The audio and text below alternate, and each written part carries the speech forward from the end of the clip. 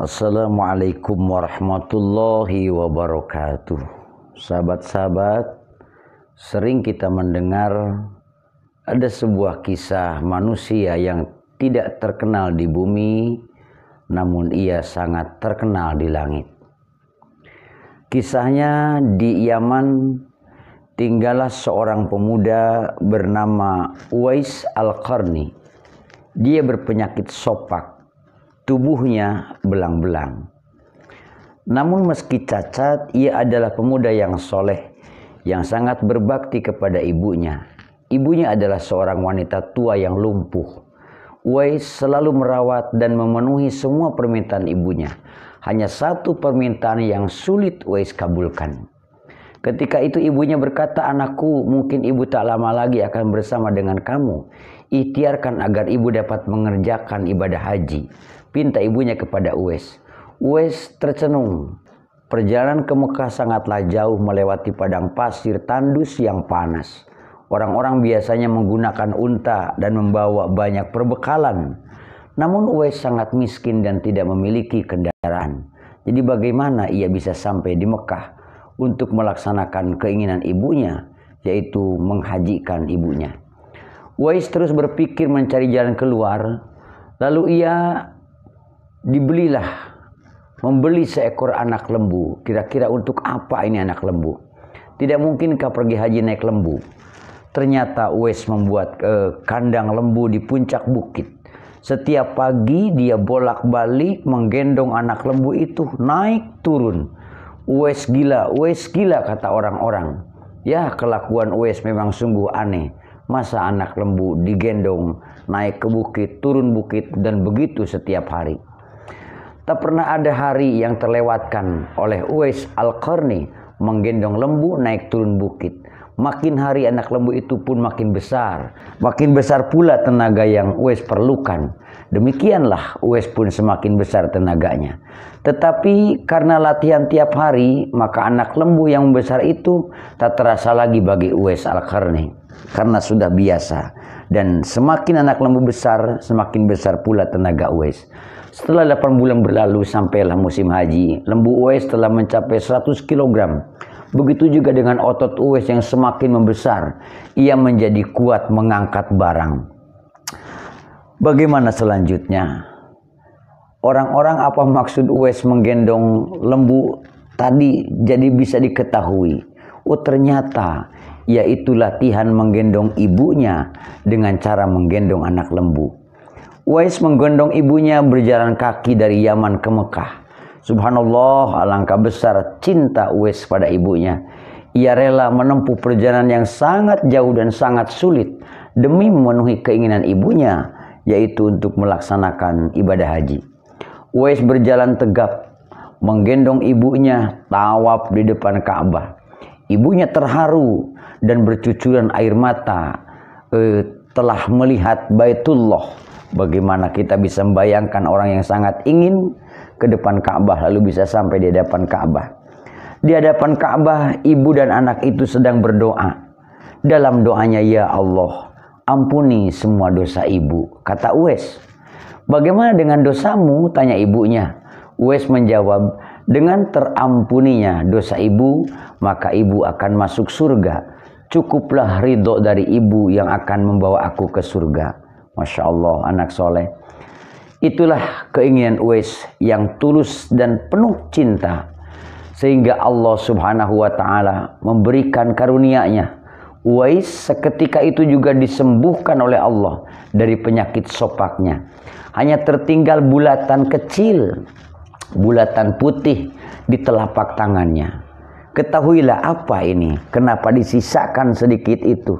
Dari bulatan yang disisakan di tengkuk atau di telapak tangan itu, itulah tanda nantinya Umar bin Khattab dan Ali bin Abi Thalib, dua sahabat utama Rasulullah Shallallahu Alaihi Wasallam, bisa mengenal Uwais Al-Qarni. Beliau berdua sengaja mencari Uwais di sekitar Ka'bah karena Rasulullah Shallallahu Alaihi Wasallam berpesan, ini waktu setelah lama nanti akan ada seorang manusia, kata Nabi, yang doanya sangat makbul. Anda berdua pergilah cari dia. Dia akan datang dari arah Yaman. Dia dibesarkan di Yaman. Dia akan muncul nanti. Carilah dia. Kalau bertemu dengannya, mintalah kepadanya agar mendoakan kalian. Dan minta beristighfar kepada Allah untuk kalian. Itulah pesan Rasulullah Shallallahu Alaihi Wasallam kepada dua sahabat utama Nabi tadi. Nah, inilah yang sehingga disebut kehebatan Uwais Al-Qarni. Dalam cerita lain, Uwais Al-Qarni yang nama aslinya atau nama lengkapnya adalah Uwais bin Amir bin Jaza bin Malik Al-Qarni. Dia tinggal di negeri Yaman. Uwais adalah seorang yang terkenal fakir. Hidupnya sangat miskin. Uwais Al-Qarni adalah seorang anak yatim karena ayahnya sudah lama meninggal dunia. Ia hidup bersama seorang ibu yang sudah tua dan ibunya itu lumpuh.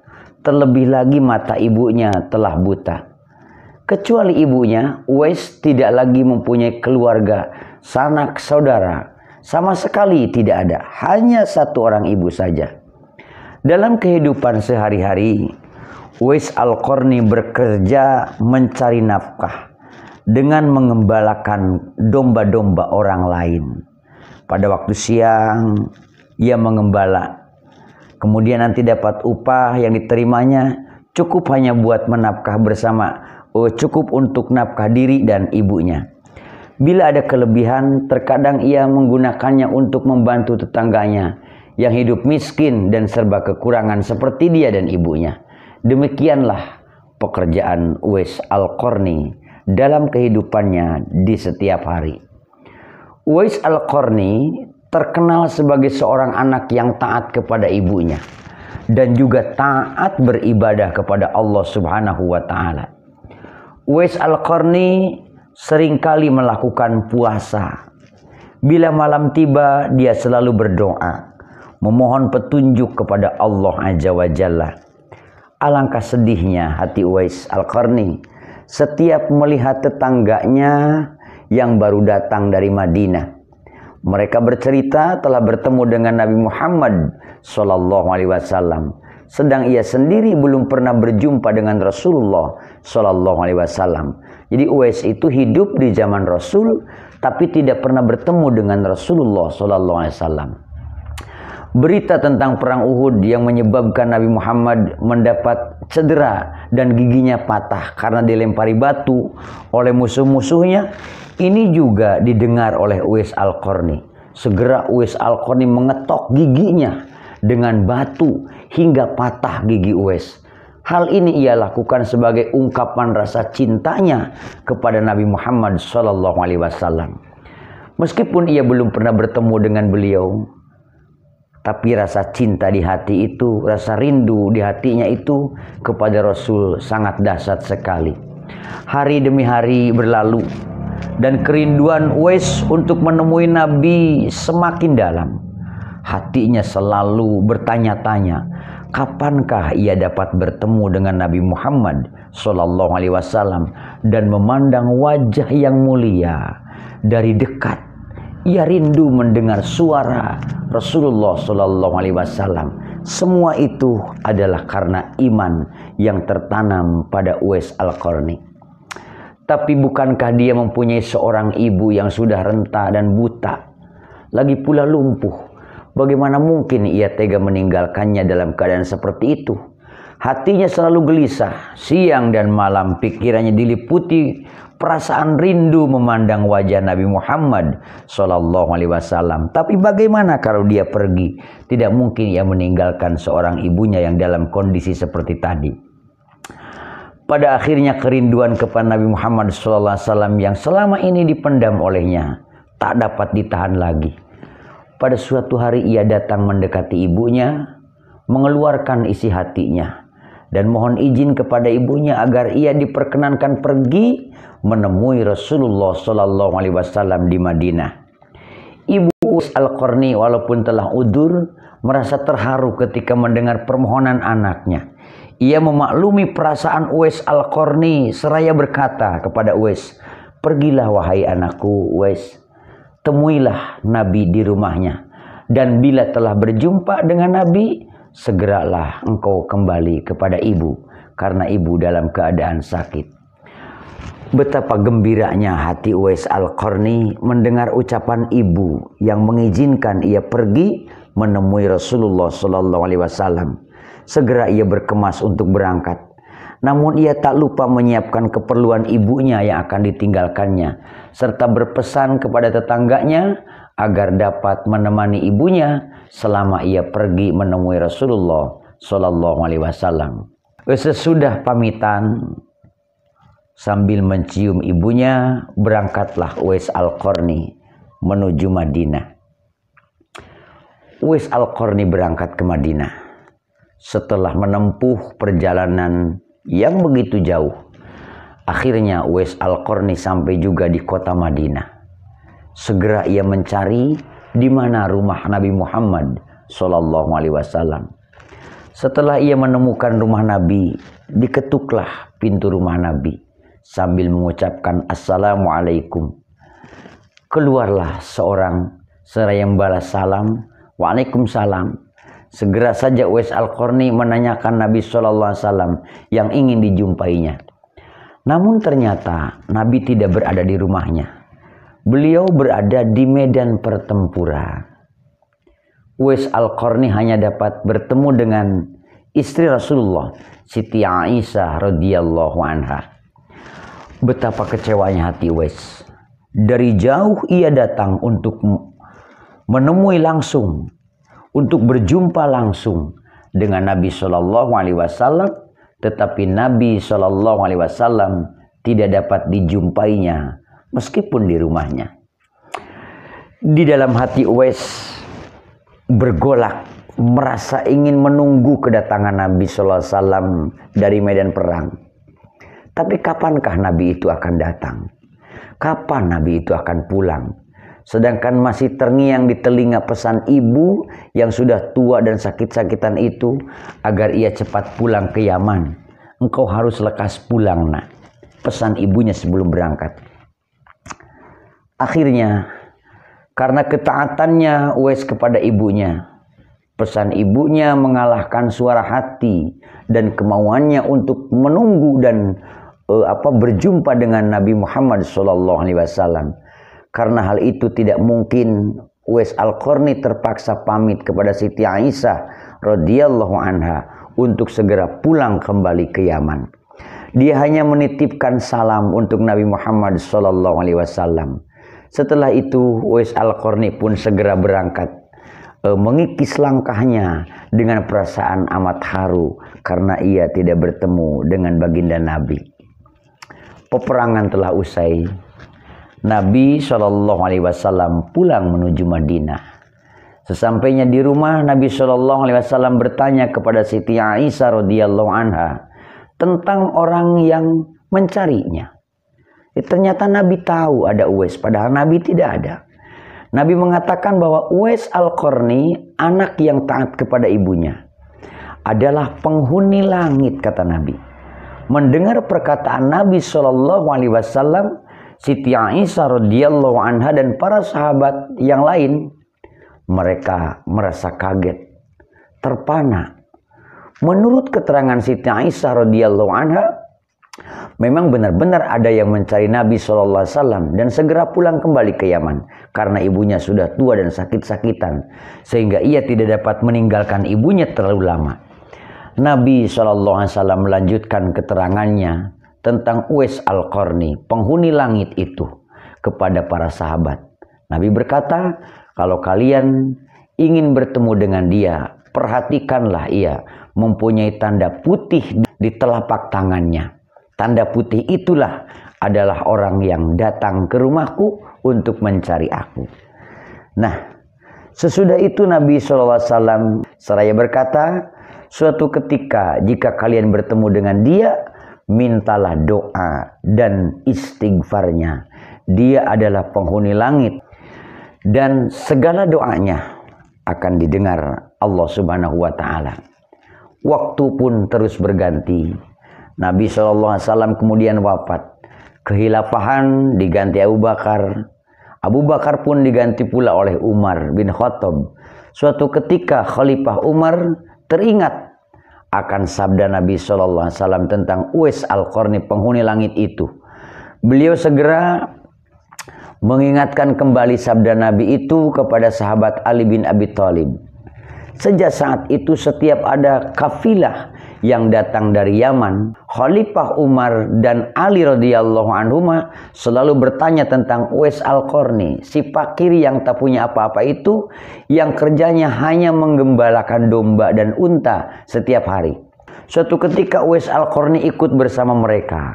Rombongan kafilah itu pun tiba di kota Madinah. Melihat ada rombongan kafilah dari Yaman, segera Khalifah Umar dan Ali mendatangi mereka dan menanyakan apakah Uwais Al-Qarni juga ikut bersama mereka. Rombongan kafilah itu mengatakan bahwa Uwais Al-Qarni ada bersama mereka. Di mana dia? Dia sedang menjaga unta-unta. Mereka di perbatasan kota. Mendengar jawaban itu, Khalifah Umar dan Sayyidina Ali radhiyallahu anhuma segera pergi menjumpai Uwais Al-Qarni.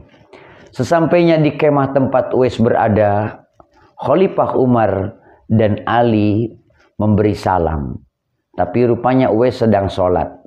Setelah mengakhiri sholatnya dengan salam, Uwais menjawab salam kepada Khalifah Umar dan kepada Sayyidina Ali karamallahu wajah.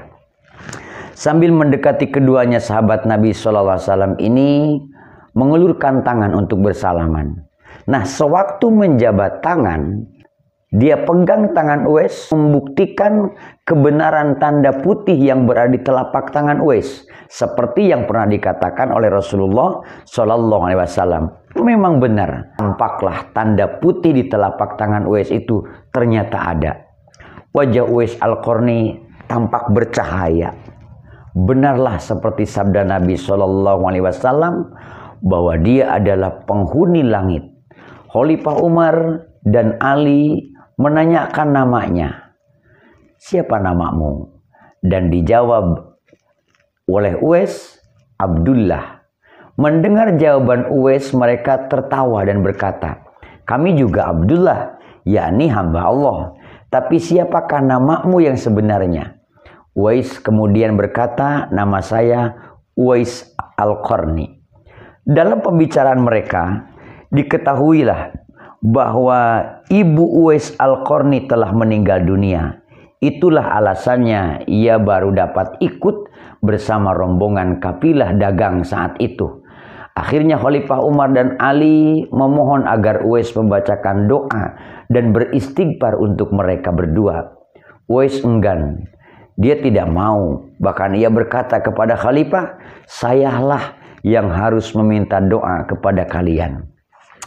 Mendengar kata Uwais, Khalifah berkata, kami datang ke sini untuk mohon doa dan istighfar dari Anda, seperti yang disampaikan Rasulullah SAW sebelum wafatnya. Karena desakan kedua sahabat Nabi itu, Uwais Al-Qarni akhirnya mengangkat tangan. Ia berdoa dan membacakan istighfar untuk sahabat Nabi tadi. Setelah itu Khalifah Umar berjanji untuk menyumbangkan uang negara dari Baitul Mal kepada Uwais untuk menjamin kehidupannya. Segera saja Uwais menampik dengan berkata, hamba mohon supaya hari ini saja hamba diketahui orang. Untuk hari-hari selanjutnya biarlah hamba yang fakir ini tidak diketahui orang lain. Itu perkataan Uwais Al-Qarni di hadapan Khalifah Umar dan Sayyidina Ali. Nah, cerita singkatnya, wafatlah Uwais Al-Qarni. Setelah lama waktu berlalu dari kisah yang tadi, beberapa tahun kemudian Uwais Al-Qarni berpulang ke rahmatullah. Anehnya pada saat dia akan dimandikan, tiba-tiba sudah banyak orang yang berebutan untuk memandikannya. Dan ketika dibawa ke tempat pembaringan untuk dikafani, di sana pun sudah ada banyak orang menunggu untuk mengkafaninya. Demikian pula ketika orang pergi hendak menggali kuburnya, Di sana ternyata sudah ada banyak orang yang menggali kuburnya hingga selesai. Ketika akan dibawa ke tempat kuburan, luar biasa banyaknya orang yang berebutan ingin membawa Uwais Al-Qarni ke tempat pemakamannya. Meninggalnya Uwais Al-Qarni telah menggemparkan masyarakat di kota Yaman. Banyak hal-hal yang terjadi yang sangat mengherankan.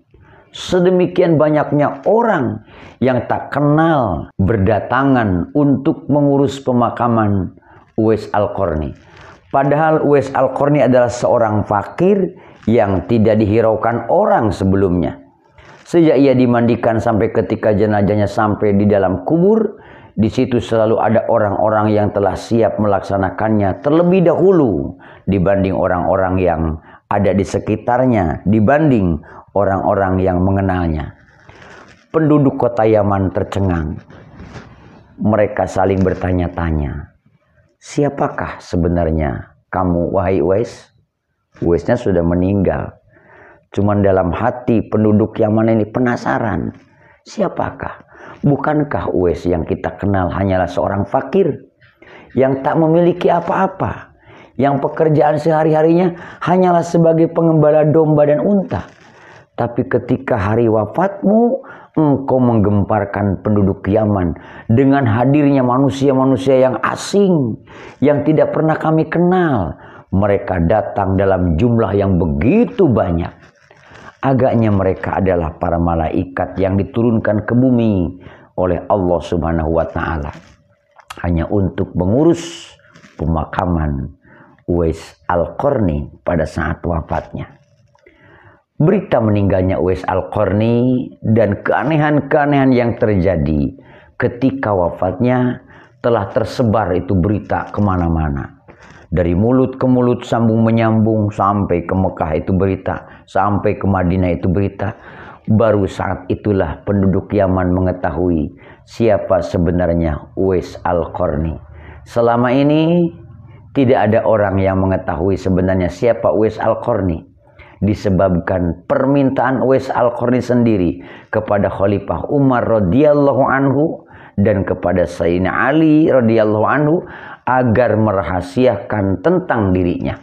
Barulah di hari wafatnya mereka mendengar sebagaimana yang telah disabdakan oleh Nabi Muhammad SAW bahwa Uwais Al-Qarni adalah penghuni langit. Tidak dikenal di bumi, namun ia sangat dikenal di langit. Itulah manusia fakir yang soleh, yang derajatnya sangat tinggi, luar biasa. Semoga kita semua dijadikan orang-orang yang berbakti kepada orang tua, berbakti kepada Allah Subhanahu wa Ta'ala, dan ikhlas dalam melakukan setiap amal. Terima kasih. Wassalamualaikum warahmatullahi wabarakatuh.